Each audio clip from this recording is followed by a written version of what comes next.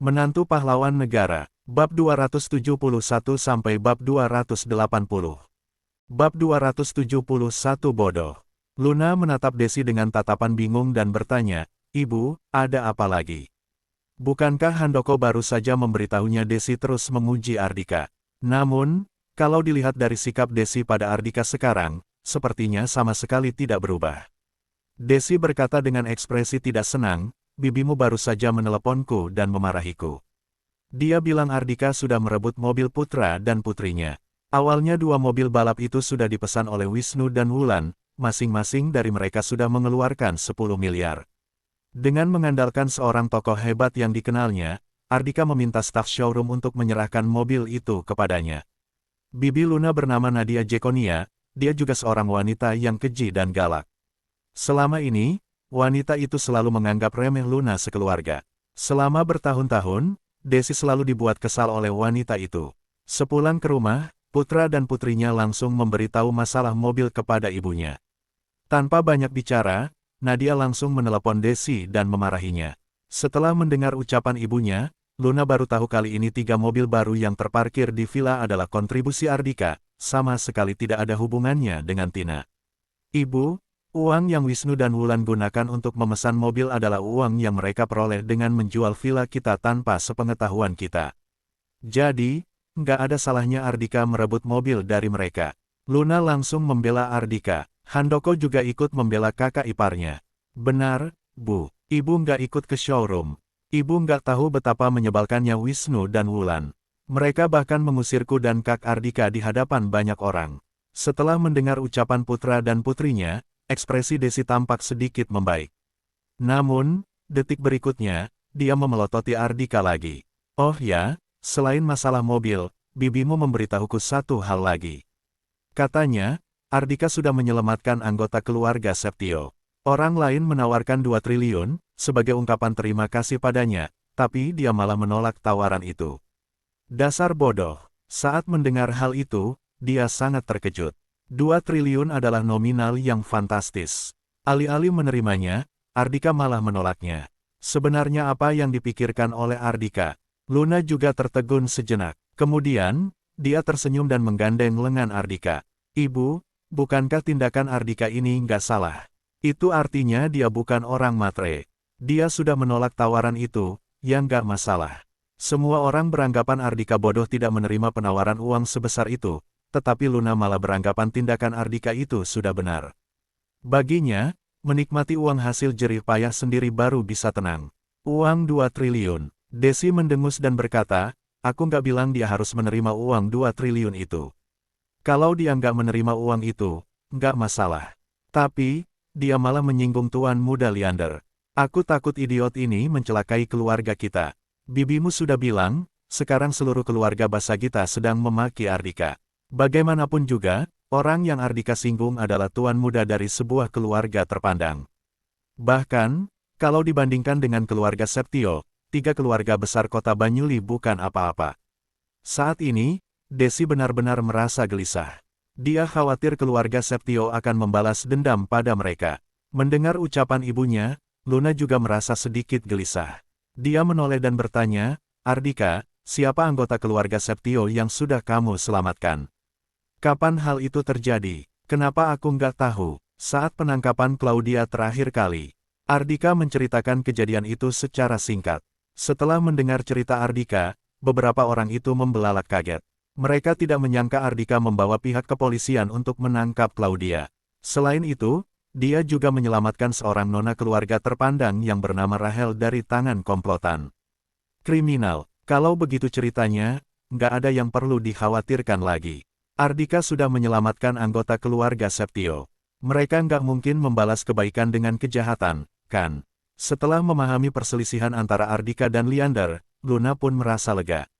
Singkatnya, yang satu ingin menyelesaikan segala sesuatu dengan uang, sedangkan yang lain tidak bersedia menerimanya.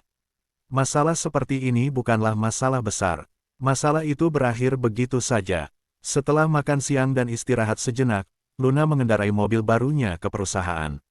Ardika tidak ikut bersama istrinya. Sore harinya, dia berencana untuk membeli kembali villa milik keluarga Dharma dulu, lalu memindahkan Robin dan istrinya. beserta Livy untuk tinggal di sana. Kak Ardika, kamu mau keluar? Iya.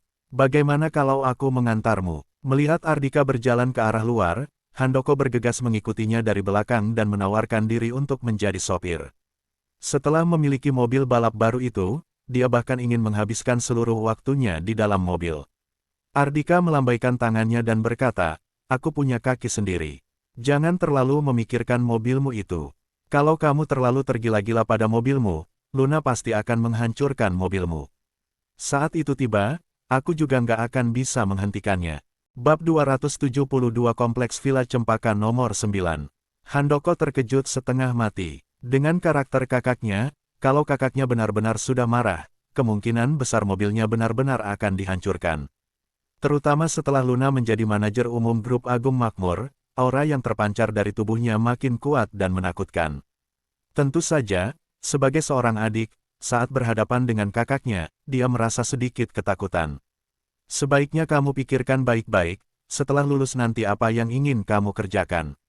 Setelah menepuk-nepuk bahu adik iparnya, Ardika langsung berjalan pergi. Handoko berjongkok di depan mobil balapnya sendirian sambil memikirkan hal itu. Sebuah mobil Maybach berhenti di depan gerbang kompleks villa mewah tersebut. Arini, wanita yang dulu menuduh Delvin melakukan kecurangan saat ujian tampak berdiri di depan mobil. Wanita itu baru tahu Ardika tinggal di sini. Melihat Ardika sudah berjalan keluar, dia bergegas menyambut pria itu dan berkata, "Ardika, apa kamu sudah makan siang? Bagaimana kalau aku mentraktirmu?" "Sudah." Setelah melontarkan satu kata itu, Ardika langsung berjalan melewati wanita itu. Arini sama sekali tidak berani berkomentar apapun. Dia segera membukakan pintu mobil dan mempersilakan Ardika masuk ke dalam. "Kita langsung ke kompleks Villa Cempaka," tanya Arini pada Ardika setelah duduk di kursi pengemudi dan mengenakan sabuk pengaman. Villa milik keluarga Dharma berlokasi di kompleks Villa Cempaka. Setelah mengiyakan, Ardika berkata, "Jessica bilang kamu sudah selesai mendiskusikannya." "Ya, aku mengenal Bejo Sudipya, penanggung jawab Bank Napindo atas tanah ini. Nanti, setelah kita memeriksa villa dan kamu merasa sudah nggak ada masalah, aku bisa langsung menandatangani perjanjian dan membeli villa itu." Ardika hanya menganggukkan kepalanya tanpa berbicara lagi. Sebelumnya, dia meminta Jessica untuk mencari tahu keberadaan villa lama milik keluarga Dharma itu. Kemudian, dia akan mengambil alih villa itu, agar putri angkatnya dan kedua orang tua Delvin bisa kembali tinggal di sana. Di sisi lain, demi menyenangkan hati keluarga Delvin, menebus kesalahannya dan dimaafkan oleh Ardika, Arini juga melakukan hal yang sama. Dia menghubungi Jessica dan mengatakan dia yang akan menangani hal ini secara pribadi. Tidak berani mengambil keputusan sendiri, Jessica menanyakan pendapat Ardika terlebih dahulu. Setelah mendengar beberapa hari ini Arini selalu mengunjungi keluarga Dharma di area kota tua, melayani kedua orang tua Delvin dengan baik dan menyenangkan hati Livy, Ardika memutuskan untuk memberi satu kesempatan kepada wanita itu.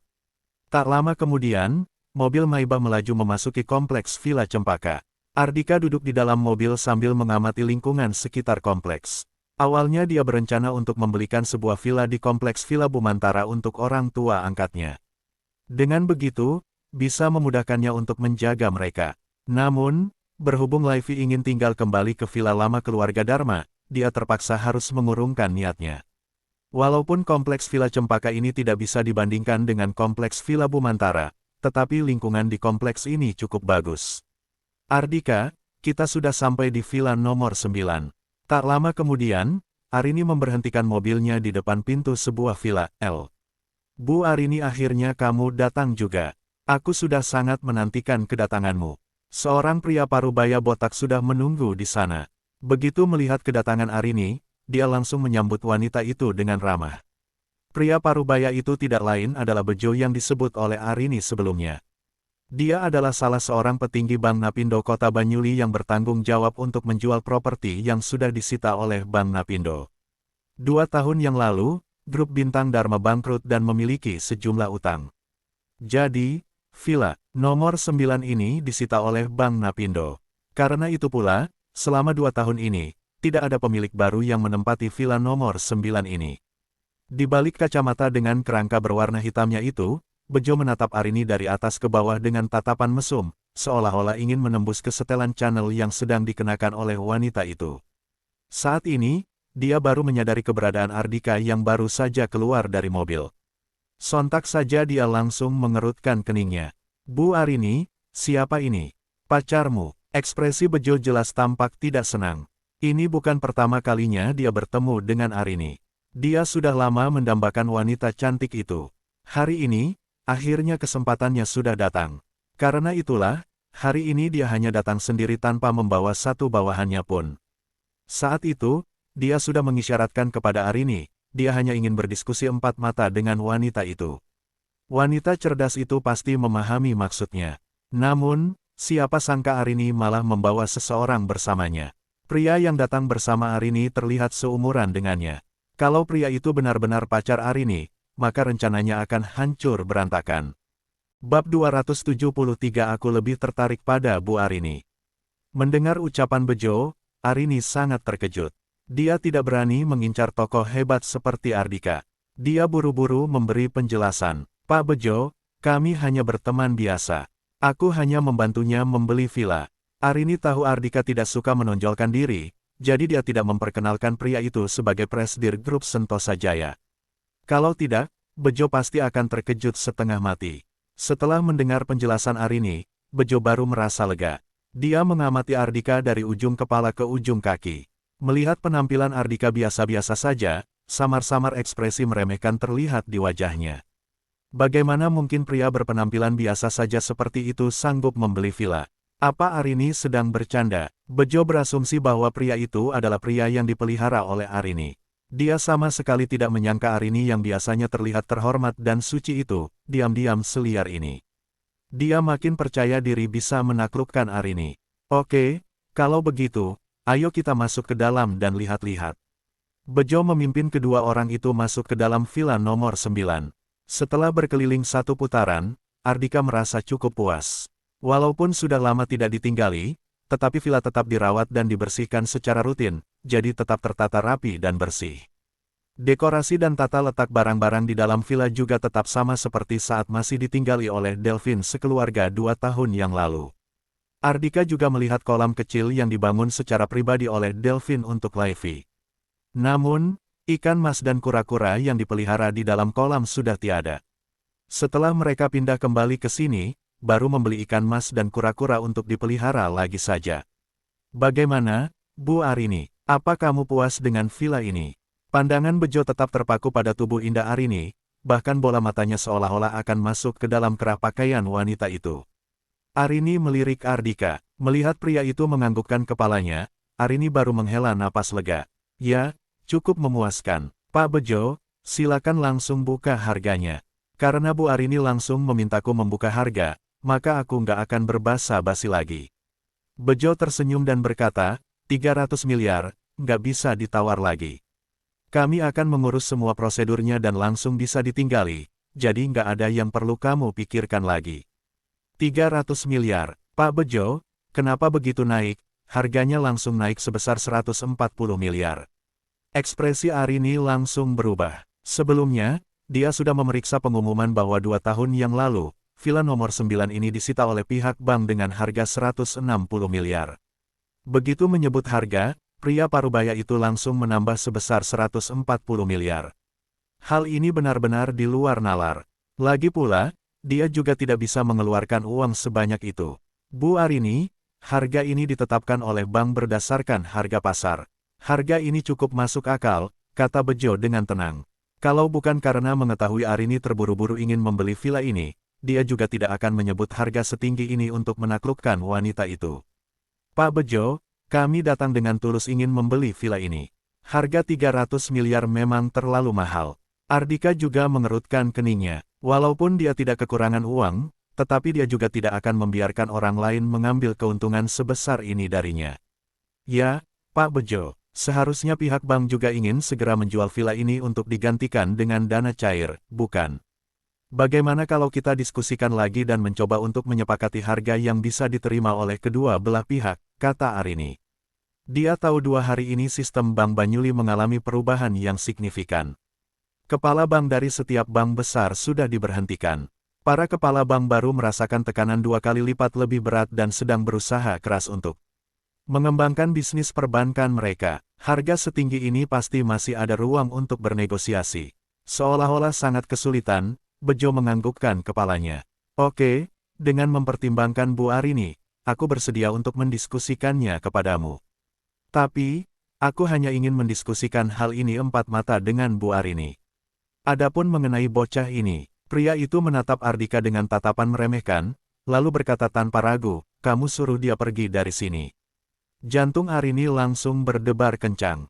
Bejo benar-benar cari mati. Beraninya dia bersikap kurang ajar kepada Ardika seperti itu. Dia berasumsi Ardika pasti akan marah besar. Namun, anehnya Ardika hanya menatap Bejo dengan lekat sejenak tanpa melampiaskan amarahnya. Oke, kalian diskusikan saja. Selesai berbicara, Ardika langsung berbalik dan naik ke balkon lantai 2. Pria itu tampak membelakangi mereka dan menikmati pemandangan di luar. Melihat Ardika patuh saja pada ucapannya, Bejo makin menjadi-jadi. Dia langsung berjalan ke arah pintu dan menutup pintu agar Ardika tidak bisa masuk. Kemudian, dia berbalik dan tersenyum.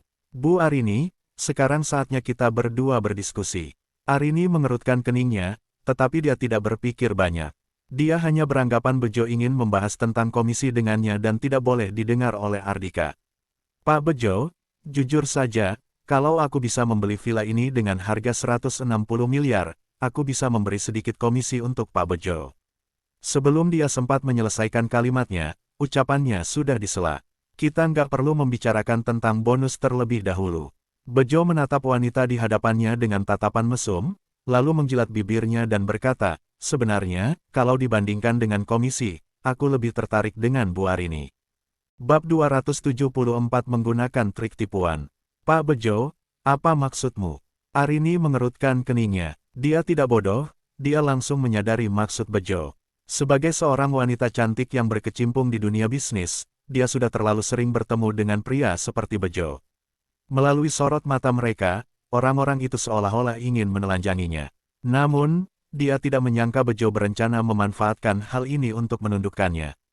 Ayolah, Bu Arini, kita sama-sama orang yang sudah berpengalaman. Kamu nggak perlu berpura-pura lagi di hadapanku.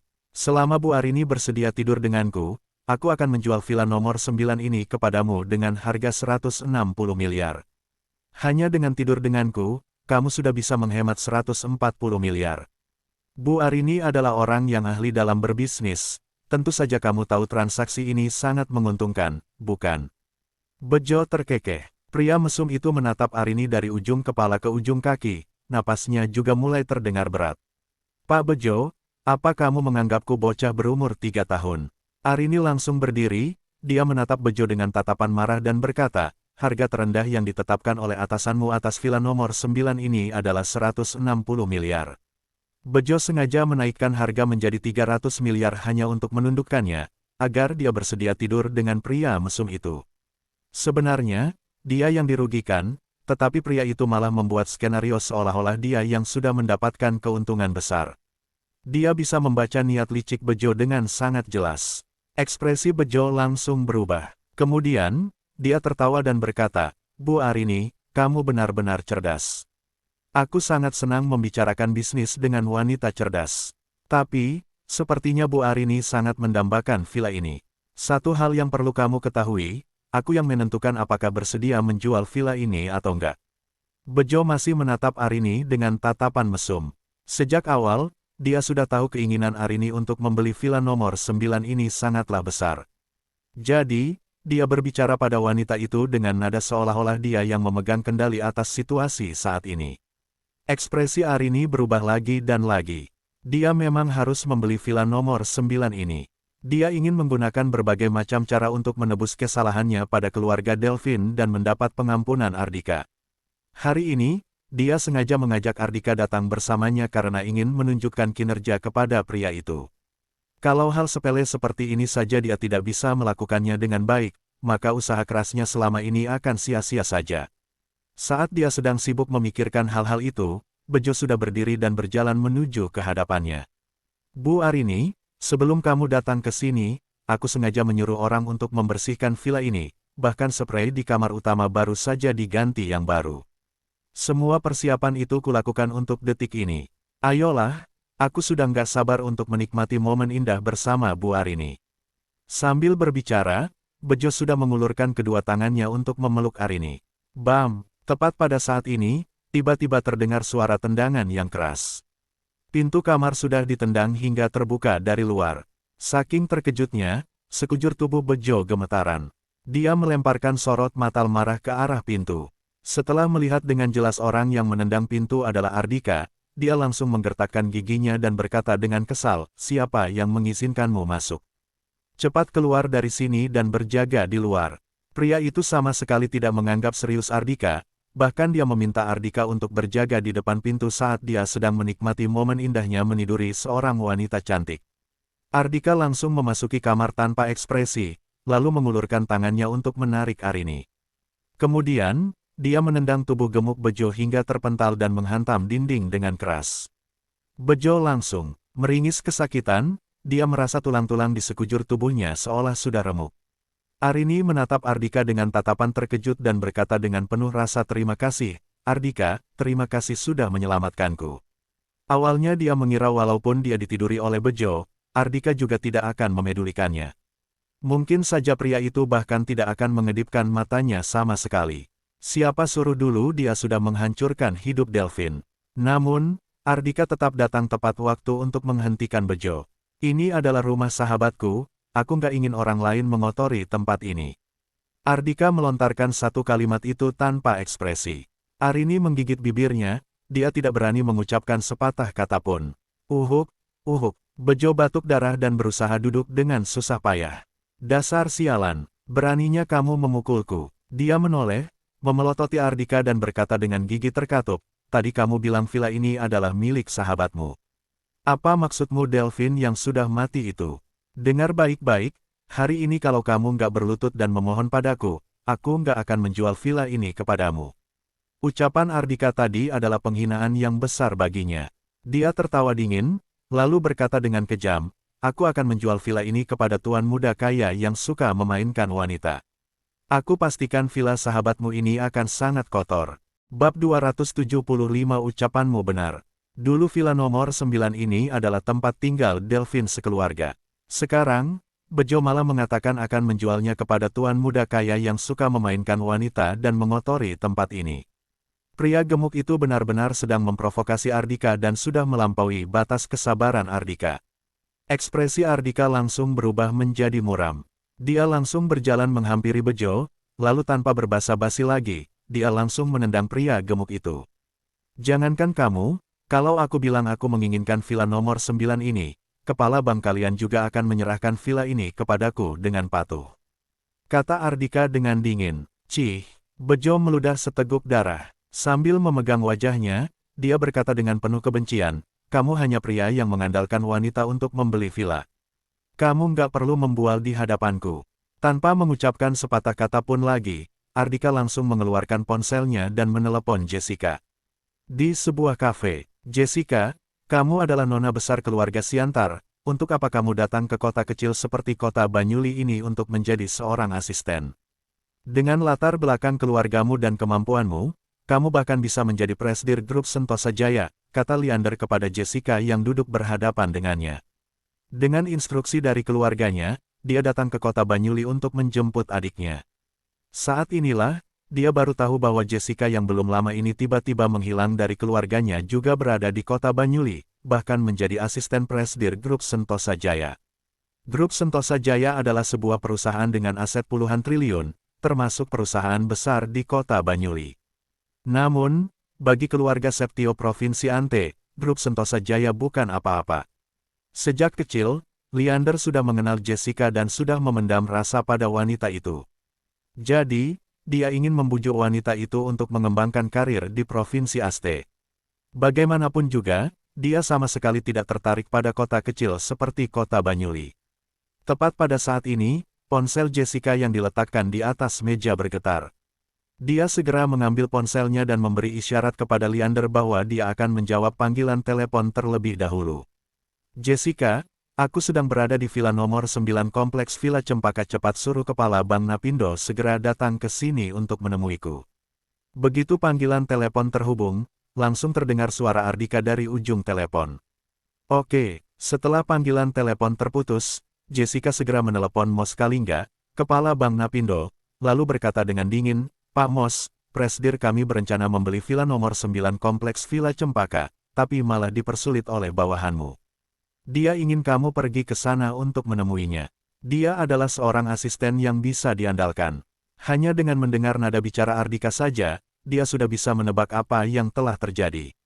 Di ujung telepon, begitu mendengar ucapan Jessica, Mos langsung gugup setengah mati. Kasus kepala bank besar diberhentikan baru terjadi 2 hari yang lalu. Karena hal itu pula, dia berkesempatan untuk menduduki posisi ini. Dia berutang budi pada Tuan Ardika yang belum pernah dia temui itu. "Bu Jessica, aku akan pergi menemui Tuan Ardika sekarang juga. Tolong katakan hal-hal yang baik tentangku pada Tuan Ardika, agar emosinya mereda. Kali ini aku berutang budi besar pada Bu Jessica, cepat siapkan mobil sekarang juga."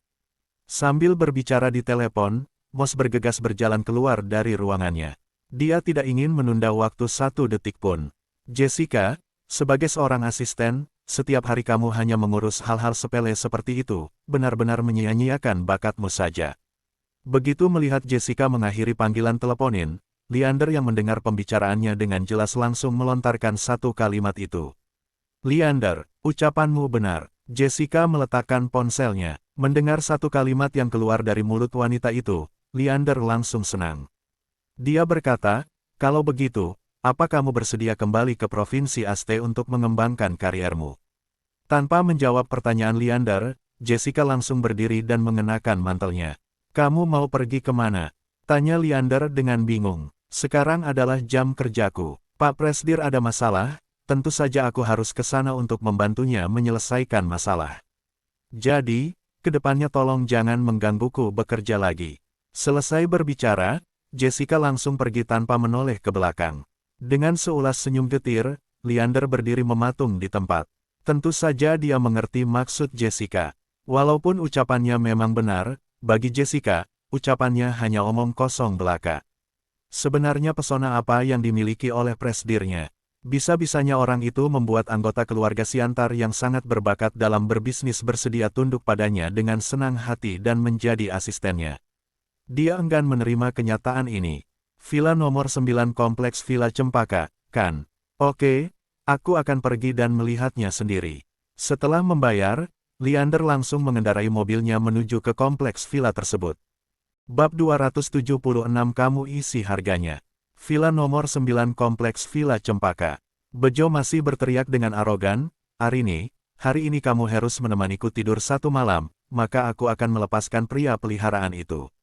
Kalau enggak, atas dasar dia sudah melukaiku, dia pasti enggak akan bisa lolos begitu saja."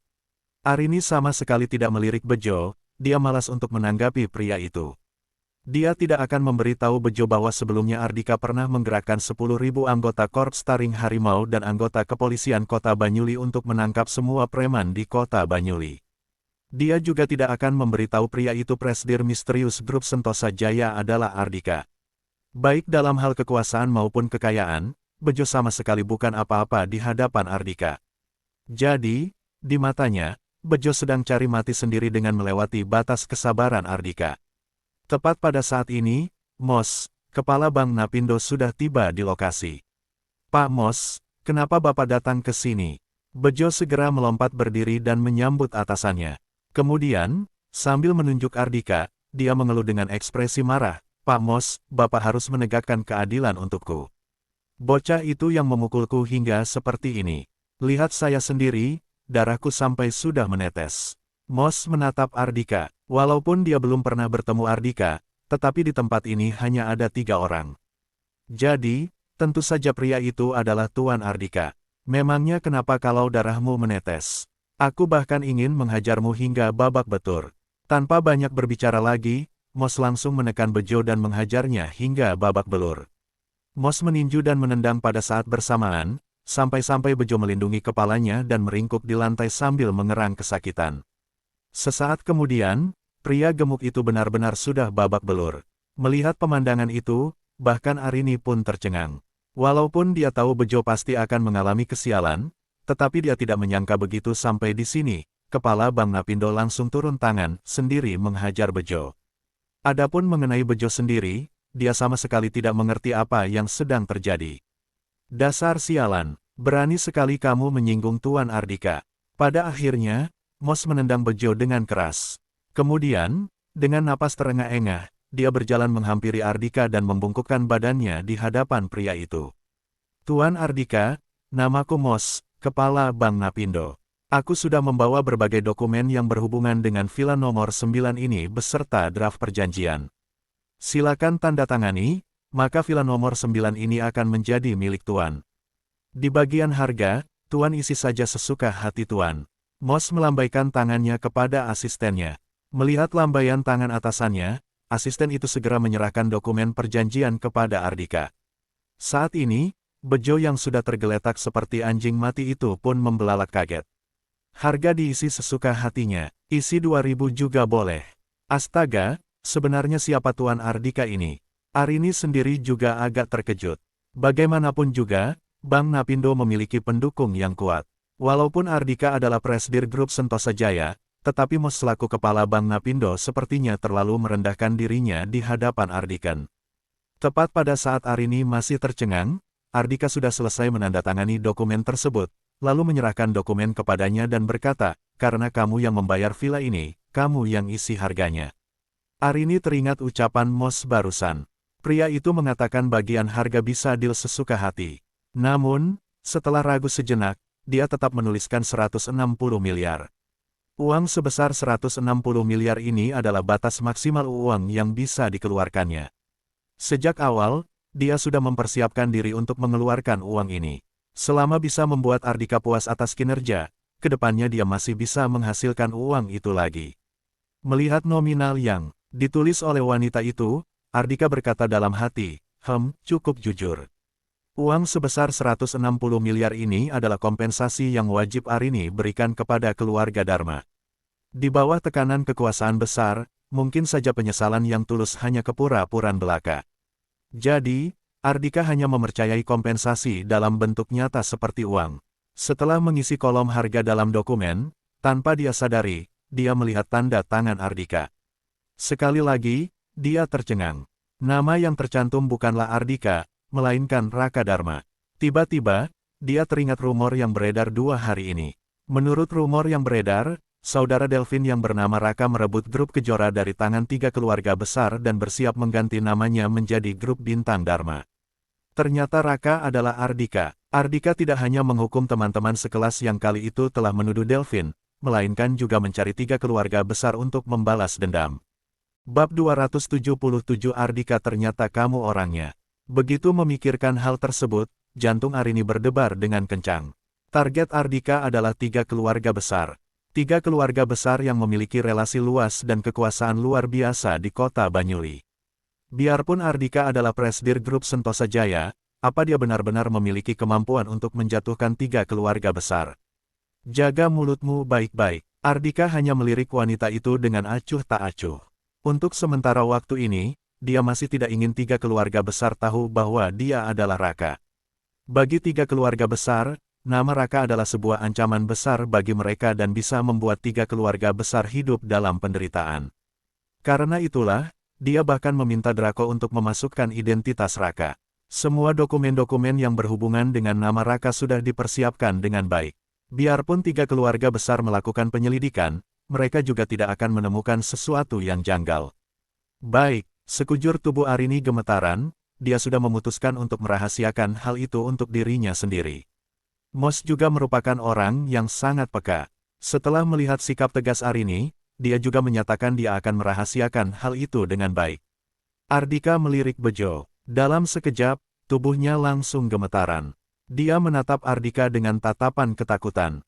Bahkan Moss saja tunduk di hadapan Ardika, tentu saja dia tidak punya harapan untuk lolos lagi.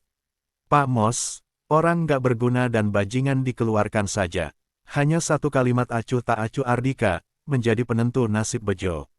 Walaupun orang yang diancam dan akan ditiduri oleh Bejo adalah Arini, tetapi dia sangat membenci pria bajingan dan tidak berguna seperti itu, bahkan dia sama sekali tidak ingin melihat pria itu lagi.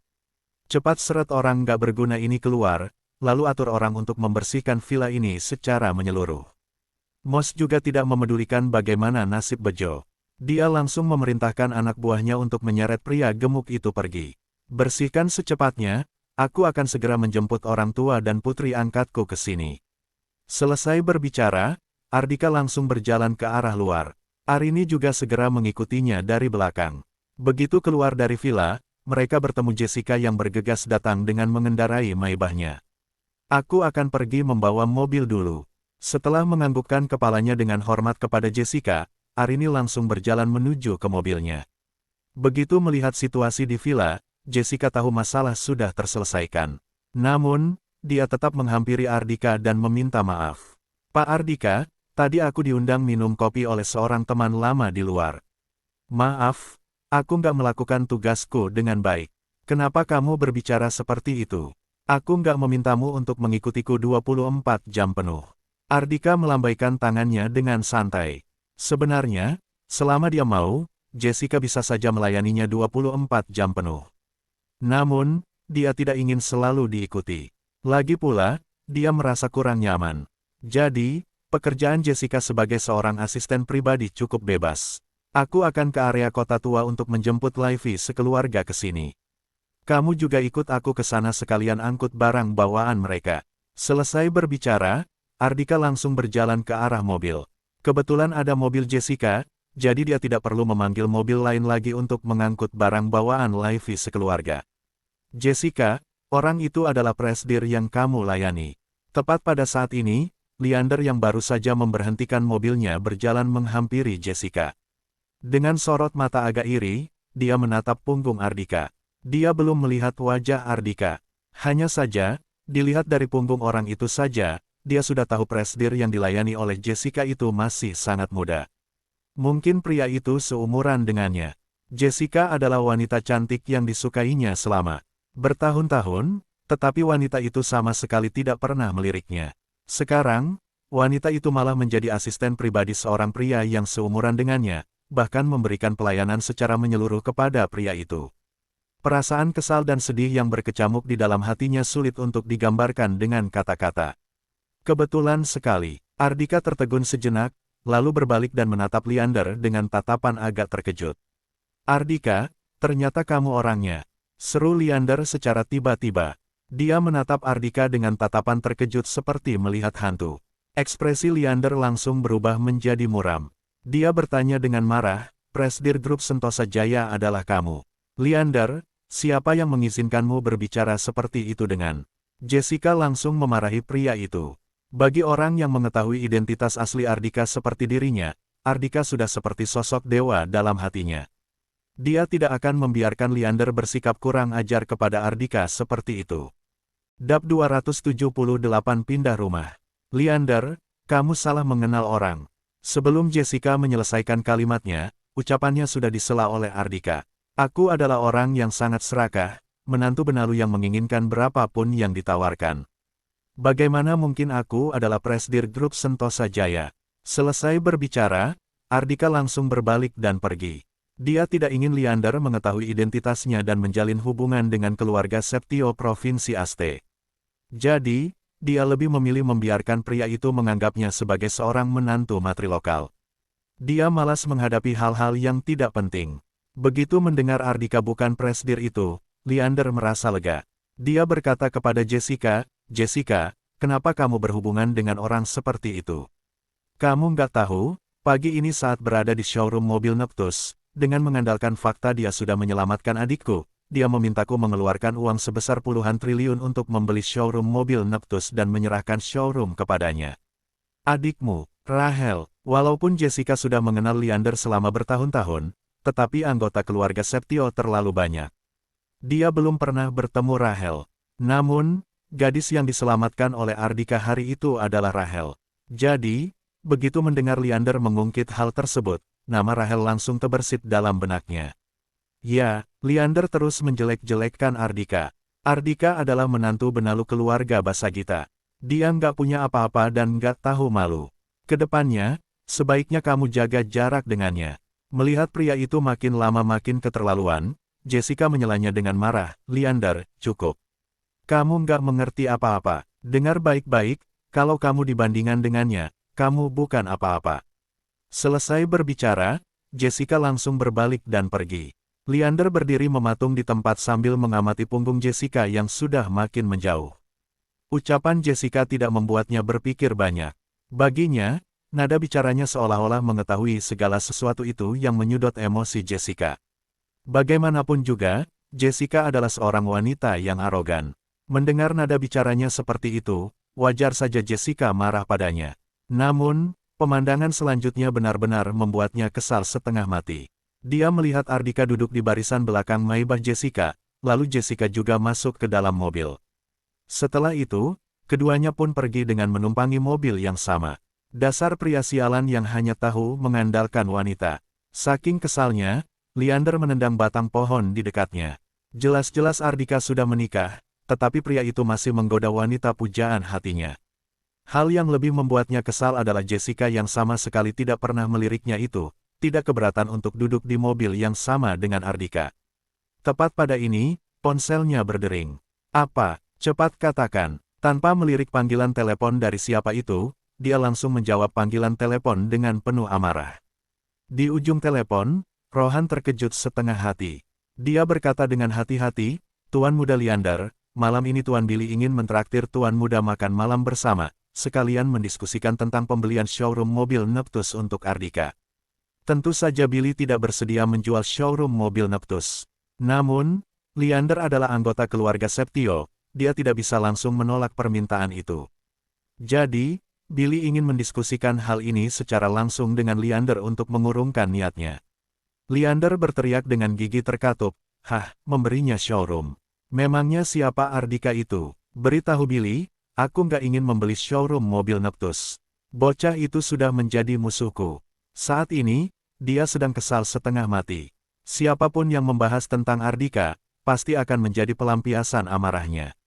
Di ujung telepon, Rohan tertegun sejenak, lalu kilatan kebahagiaan melintas di matanya. Sepertinya, Ardika, bocah sialan itu sudah menyinggung Tuan Muda Leander.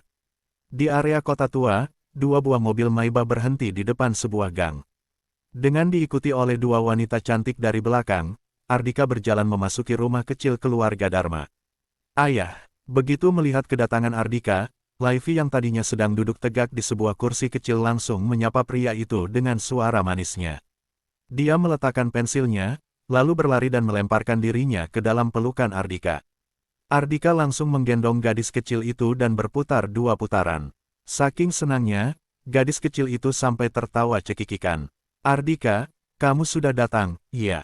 Mendengar suara dari luar, Robin dan Sally berjalan keluar. Melihat dua wanita cantik di belakang Ardika, dua lansia itu juga segera menyapa mereka, "Nona Jessica, Nona Arini, kalian juga datang." "Ya." "Silakan duduk." Dua wanita itu membungkukkan badan mereka di hadapan dua lansia yang menyambut kedatangan mereka dengan rasa penuh terima kasih. Ardika tersenyum dan berkata, "Ayah, nggak perlu duduk lagi, bereskan barang-barang kalian, lalu masuk ke dalam mobil. Kita akan pindah rumah sekarang juga." Bab 279 Pak Daniel. Pindah rumah. Pindah kemana? Dua lansia itu terkejut. Livy juga menatap Ardika dengan tatapan bingung. Ardika mencubit pipi gadis kecil itu dengan lembut dan berkata, "Pindah ke villa lama yang disebut oleh Livy, villa yang bisa memelihara kura-kura kecil dan ikan mas kecil itu." "Wah, terima kasih, Ayah. Ayah sangat baik." Livy bersorak dengan senang, lalu mencium pipi Ardika. Selesai memilah-milah dan membereskan barang-barang mereka menumpangi dua buah mobil dan kembali ke villa nomor 9 bersama-sama. Ardika meminta dua wanita itu untuk membawa ayah angkat, ibu angkat serta Livy yang tampak sangat senang itu memasuki villa terlebih dahulu, sedangkan Ardika sendiri membantu sopir Jessica memindahkan barang-barang. Tepat pada saat ini, beberapa mobil mewah melaju dan berhenti di depan villa. Kemudian, sekelompok orang keluar dari dalam mobil. Melia, orang yang memimpin kelompok itu adalah seorang wanita cantik. Hanya dengan sekali pandang saja, Ardika sudah mengenalnya. Wanita itu tidak lain adalah nona keluarga Lukito dan pemilik klub Gloris yang sebelumnya dihancurkan olehnya, Melia. "Pak Daniel, 2 tahun yang lalu, villa nomor 9 ini adalah tempat tinggal orang kaya paling muda di kota Banyuli. Kalau Bapak menyukainya, aku akan segera membeli villa ini dan memberikannya kepada Bapak." Sepanjang jalan, Melia menemani seorang pria yang tampak dingin dengan sikap sangat sopan. Nona Melia, villa ini pasti sangat mahal, kan? Aku nggak layak menerimanya. Pria itu melambaikan tangannya, berpura-pura enggan menerima penawaran Melia. Namun, di balik kacamatanya, tatapan mesum pria itu tidak terlepas dari Melia. Pak Daniel, jangan merendahkan diri seperti ini. Kalau Bapak nggak layak menerimanya, siapa lagi yang layak menerimanya? Melia berkata dengan nada manis dan menjilat, Bapak adalah ketua logistik tim tempur kota Banyuli. Bapak adalah sosok yang terhormat. Kali ini, acara peresmian jabatan Komandan Thomas diselenggarakan di tim tempur kota Banyuli. Bapak juga yang bertanggung jawab atas semua persiapan acara tersebut. 3 keluarga besar bahkan mengharapkan Pak Daniel bisa memberikan kami 3 tiket masuk ke acara itu. Jangankan hanya 1 villa, tidak langsung menyelesaikan kalimatnya, Melia sengaja mendekati pria itu, seolah-olah hendak menempelkan tubuhnya pada tubuh pria itu. Sambil menggigit bibir merah menggodanya, dia berkata, aku bahkan bersedia menyerahkan diriku untuk Pak Daniel. Pria ini adalah Daniel Hutapea, ketua logistik tim tempur kota Banyuli. Dengan mengandalkan relasi mereka, 3 keluarga besar berusaha menjilat pria ini agar bisa berpartisipasi dalam acara peresmian jabatan Thomas. Mendengar sanjungan dan godaan dari Melia, dalam sekejap sekujur tubuh Daniel langsung terangsang. Ah, Nona Melia bisa saja. Kalau begitu, aku nggak akan pilih-pilih lagi. Villa nomor 9, angka 9 angka keberuntungan. Daniel menggenggam tangan lembut Melia, gairah sudah berkecamuk dalam hatinya. Dia sudah mulai membayangkan indahnya bercinta dengan Melia di dalam villa tersebut. Adapun mengenai 3 tiket masuk, Nona Melia jangan khawatir, serahkan saja padaku. Melia merasa sangat senang. Dia langsung berkata kepada bawahannya, hubungi staf Bank Napindo yang bertanggung jawab atas penjualan properti, bilang aku mau membeli villa nomor 9. Uang bukan masalah. Kalau aku buka harga 20 triliun, apa kamu akan membelinya?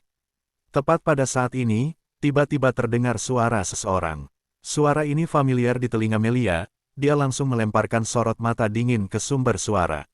Ardika, ternyata kamu. Kelab Gloris dihancurkan menyebabkan harga dirinya hancur. Dalang di balik penghancuran kelab miliknya adalah Ardika. Saat ini, bertemu musuhnya secara langsung. Tentu saja menyulut emosinya. Melihat barang-barang bawaan dalam genggaman Ardika, dia langsung tertawa dingin. Ardika, bukankah dengan menjilat Presidir Grup Sentosa Jaya, istrimu sudah memperoleh dana investasi sebesar lebih dari 4 triliun? Kenapa kamu malah menjadi tukang angkat barang di sini? Apa istrimu sudah mencampakkanmu dan gak ingin memeliharamu di keluarga Basagita lagi? Kata Melia dengan nada menyindir. Melihat Ardika begitu menyedihkan, dia merasa sangat senang. Di sisi lain, bukan hanya karena Melia adalah wanita, Ardika akan sungkan padanya. Dia langsung berkata dengan dingin, Melia, jangan gak tahu diri. Apa karena bekas tamparan di wajahmu sudah hilang, kamu sudah melupakan rasa sakitnya? Berani-beraninya kamu berbicara seperti itu padaku. Bab 280 seorang pelayan penuh waktu. Ekspresi Melia langsung berubah menjadi muram. Dia teringat pada saat kelab Gloris dihancurkan, dia terduduk lemas di hadapan Ardika dan merasa sangat ketakutan. Namun, setelah kejadian itu berlalu, dia baru tahu sebenarnya 6 orang yang menghancurkan kelab Gloris miliknya adalah 6 jenderal perang anak buah Romi. Kalau bukan karena ke-6 orang ini, hari itu Ardika tidak akan bisa keluar dari kelab Gloris hidup-hidup. Jadi, Melia sama sekali tidak takut pada Ardika. Dia menggandeng lengan Daniel, lalu mencibir dan berkata, Ardika, berapa banyak uang yang bisa kamu hasilkan dengan mengangkat-angkat barang seperti ini? Bagaimana kalau aku merekomendasikan sebuah pekerjaan untukmu? Bagaimana kalau menjadi pelayan di villa nomor 9? Setiap hari, kamu mengepel lantai, membersihkan toilet dan melakukan pekerjaan rumah lainnya. Aku akan memberimu gaji 20 juta per bulan. Sementara itu, Daniel yang sedang digandeng oleh wanita cantik juga langsung lupa diri. Dia langsung melambaikan tangannya dan berkata, karena Nona Melia yang merekomendasikannya, tentu saja aku terima. Ardika, kamu sudah dengar sendiri, kan? Cepat berterima kasih pada Pak Daniel. Melia menatap Ardika dengan lekat dan berkata dengan nada menyindir, dia adalah tokoh hebat tim tempur kota Banyuli. Sebuah kehormatan bagimu bisa menjadi pelayannya. Kalau bukan aku yang merekomendasikanmu padanya, seorang menantu keluarga Basagita yang nggak punya apa-apa sepertimu nggak akan mungkin punya kesempatan sebagus ini. Walaupun hanya untuk mengejek Ardika, saat ini Melia benar-benar ingin melihat adegan Ardika mengepel di dalam villa nomor 9. Hanya dengan begitu, dia baru bisa membalaskan perbuatan pria itu yang telah mempermalukan dirinya sebelumnya. Awalnya Melia mengira dipermalukan seperti ini, Ardika pasti akan marah besar. Namun, Ardika tetap terlihat tenang seakan-akan ucapan Melia sama sekali tidak memengaruhinya. Melia, ucapanmu telah mengingatkanku akan sesuatu hal. Mulai hari ini, kamu menjadi pelayan penuh waktu villa nomor 9, kata Ardika sambil tersenyum. Kebetulan, diperlukan orang untuk menjaga Robin dan istrinya, serta Livy. Selain itu, juga diperlukan orang untuk membersihkan villa nomor 9. Awalnya, dia berencana meminta Jessica untuk mencari 2 orang pelayan, tetapi sekarang sepertinya tidak diperlukan lagi. Melia sudah berada di sini. Aku adalah nona keluarga Lukito. Berani-beraninya kamu menyuruhku menjadi seorang pelayan. Teriak Melia dengan gigi terkatup. Dia benar-benar kesal mendengar ucapan Ardika. Dia boleh mempermalukan Ardika, tetapi Ardika tidak boleh mempermalukannya seperti ini. Kalau kamu bukan nona keluarga Lukito, kamu gak akan mendapatkan kesempatan sebagus ini, kata Ardika dengan acuh tak acuh. 3 keluarga besar adalah dalam penyebab kematian Delphine. Menyuruh anggota 3 keluarga besar melayani keluarga Delphine adalah hal yang wajar. Saking kesalnya, Melia tertawa. Kemudian, dia menggertakkan giginya dan berkata, Ardika, kamu pikir kamu sudah hebat bisa berdebat denganku di sini. Setelah aku membelikan villa nomor 9 ini untuk Pak Daniel, aku nggak peduli kamu bersedia atau enggak, aku akan memaksamu untuk mengepel di dalam villa. Ardika sudah menyulut amarahnya. Apapun yang terjadi, hari ini dia harus memaksa pria itu menjadi pelayan dan mengepel di hadapannya. Sudah kubilang, kamu nggak akan bisa membeli villa nomor 9. Kalau kamu nggak percaya, silakan coba saja. Aku akan memberimu cukup waktu. Selesai berbicara, Ardika langsung membawa barang-barang bawaan Livy sekeluarga ke dalam villa. Jessica dan Arini masih sedang mengajak keluarga Dharma berkeliling di dalam villa. Mereka tidak menyadari keributan di luar. Di luar villa, Melia tertawa. Dingin, dia sama sekali tidak menganggap serius ucapan Ardika. Tepat pada saat ini, anak buah Melia membawa Mos, kepala Bank Napindo menemui majikannya.